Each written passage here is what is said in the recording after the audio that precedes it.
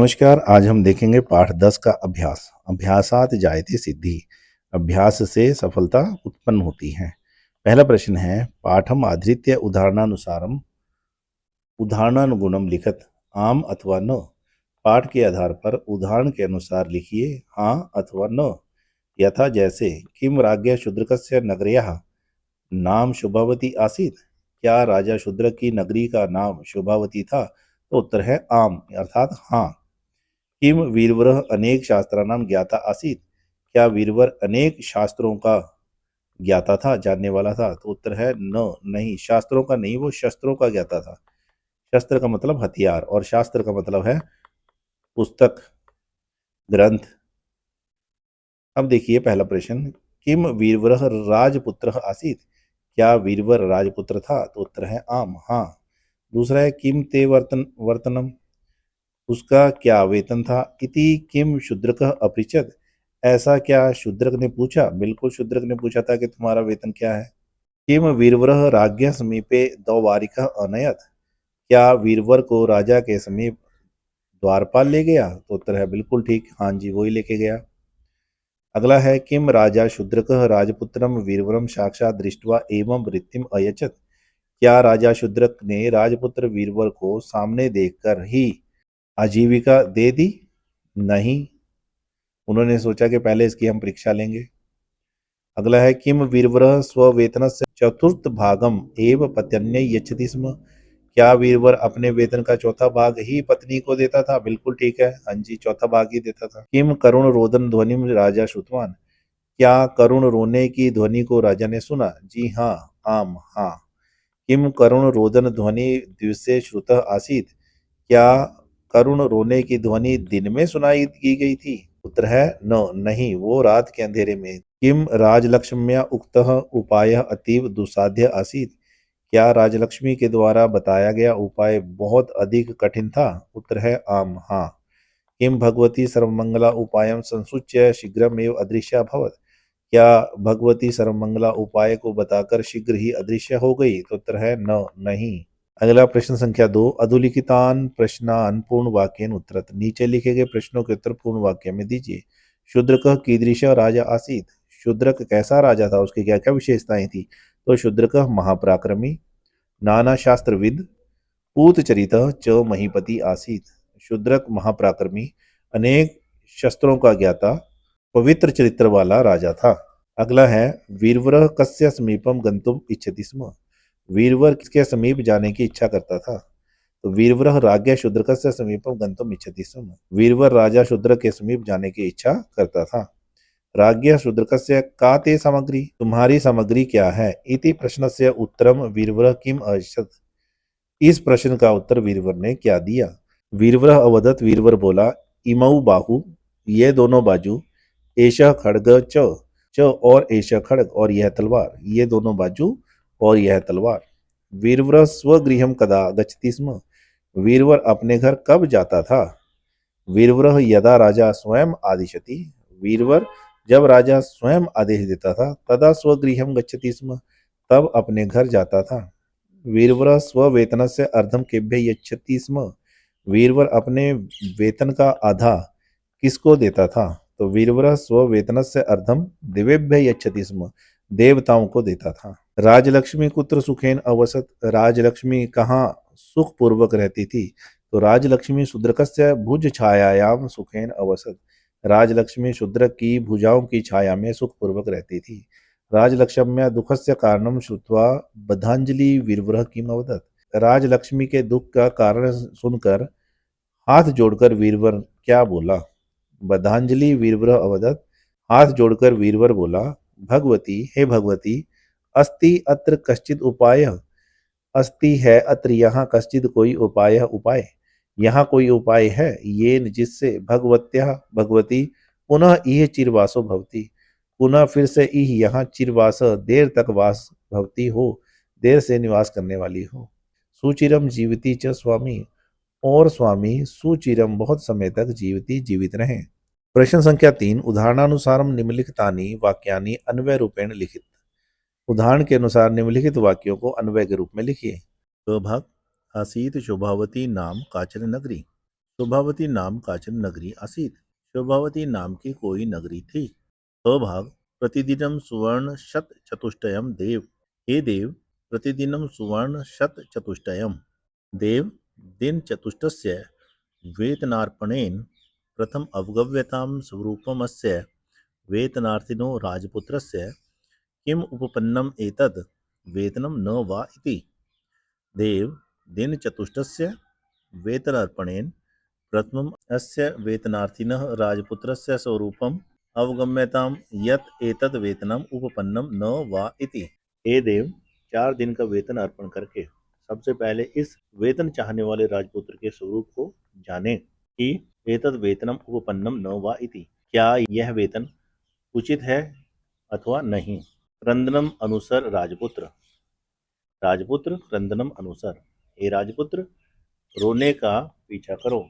अथ मंत्रिणाम वचनात् तांबूलदानेन नियोजितो असौ राजपुत्रो वीरवरो नरपतिना। अथ मंत्रिणा वचनात् नरपतिना तांबूलदानेन असौ राजपुत्रः वीरवरः नियोजिता।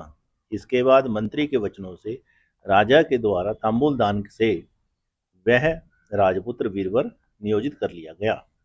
नैश गंतुम अहरति राजपुत्र एकाकी सूची भेद्य तिमिर अस्मिन। अस्मिन सूची भेद्य तिमरे, इस गहन अंधकार में एषः राजपुरुष, यह राजपुरुष एकाकी गंतुम न अहरति, अकेला जाने के योग्य नहीं है। भगवती अस्ति यत्र कश्चिदुपायो येन भगवत्या पुनरिह चिरवासो भवति सुचिरम जीवति च स्वामी। भगवती, हे भगवती, अत्र कश्चिद उपाय अस्ति, यहाँ कोई उपाय है, येन जिससे भगवत्या पुनः चिरवास भवेत, जिससे भगवती का दोबारा देर तक वास हो। स्वामी च दीर्घ कालम जीवेत, और स्वामी दीर्घ काल तक जीवित रहे। तदा पुनर्जीविष्यति राजा शूद्रको वर्षाणाम शतम। तदा शूद्रक राजा शतम वर्षाणि पुनर्जीविष्यति। तब राजा शूद्रक 100 वर्षों तक फिर से जीवित होंगे या जीवित रहेंगे। प्रश्न संख्या 4, पाठानुगुणम पाठगतानि पदानि अधिकृत्य रिक्त स्थानानि पूरयतु। पाठ के अनुसार पाठ में आए हुए पदों को आधार बनाकर रिक्त स्थानों की पूर्ति करें। यथा जैसे अथ एकदा, अथ जमा एकदा। वृत्त्यर्थम, वृत्ति जमा अर्थम। कस्मादपि, कस्माद जमा अपि। कोऽपि, कः जमा अपि।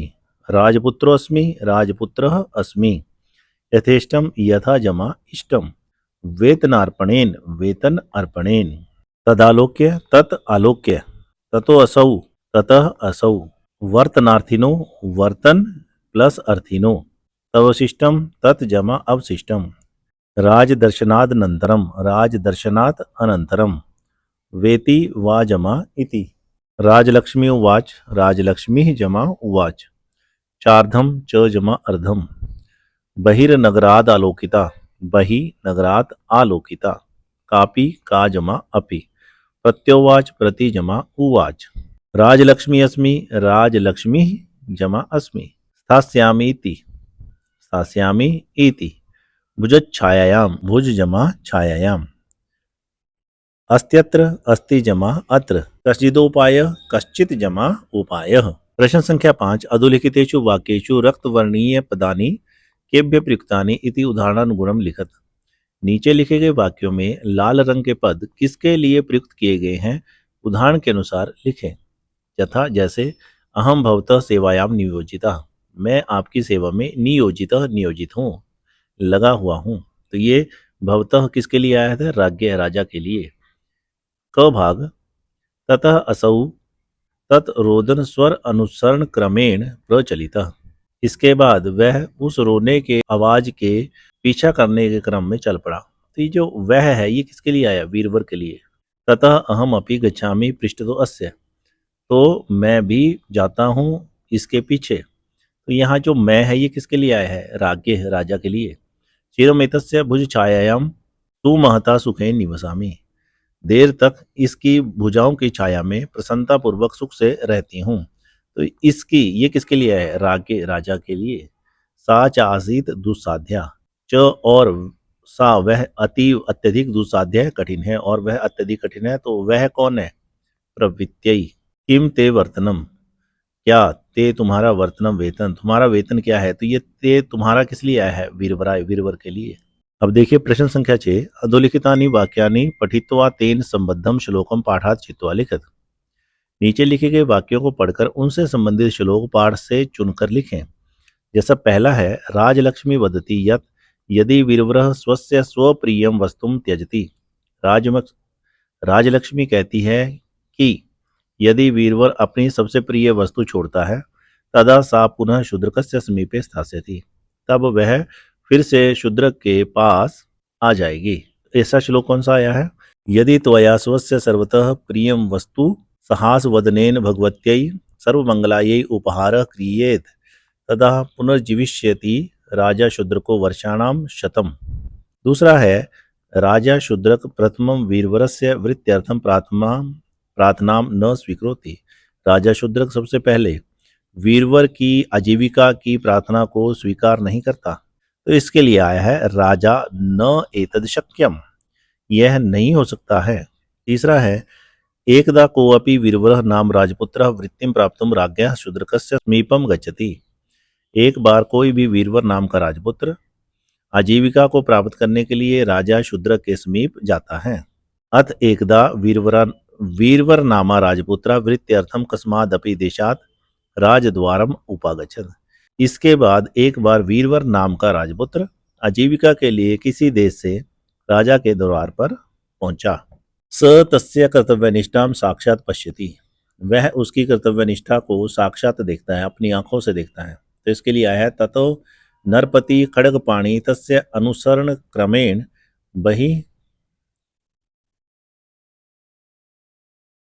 बहि निर्गच्छत नगरी द्वारात। इसके बाद नरपति खड्ग तलवार पाणी हाथ में लेकर उसका अनुसरण करते हुए नगर के द्वार से बाहर निकल जाता है। और अंतिम है, राजा मंत्रिणाम मंत्रणया वीरवराय वृत्तिम यच्छति। राजा मंत्रियों की मंत्रणा से वीरवर को आजीविका देता है। अत मंत्रिणाम वचनात् तांबूलदानेन नियोजितो असौ राजपुत्र वीरवरो नरपतिना। प्रश्न संख्या 7, अधोलिखितानां वाक्यानां पदच्छेदं कुरुत। नीचे लिखे गए वाक्यों का पदच्छेद कीजिए। अथ एकदा वीरवर नामा राजपुत्र वृत्त्यर्थम कस्मादपि देशात राजद्वारम उपागच्छत।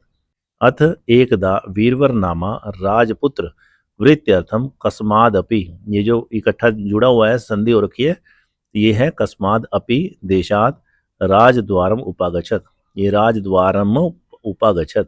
ऐसे ही क भाग है, वृत्त्यर्थम आगतो राजपुत्रो अस्मि, वृत्ति अर्थम आगतः राजपुत्रः अस्मि। अथ एकदा कृष्ण चतुर्दश्याम अर्धरात्रे स राजा श्रुतवान करुण रोदन ध्वनिम कंचन।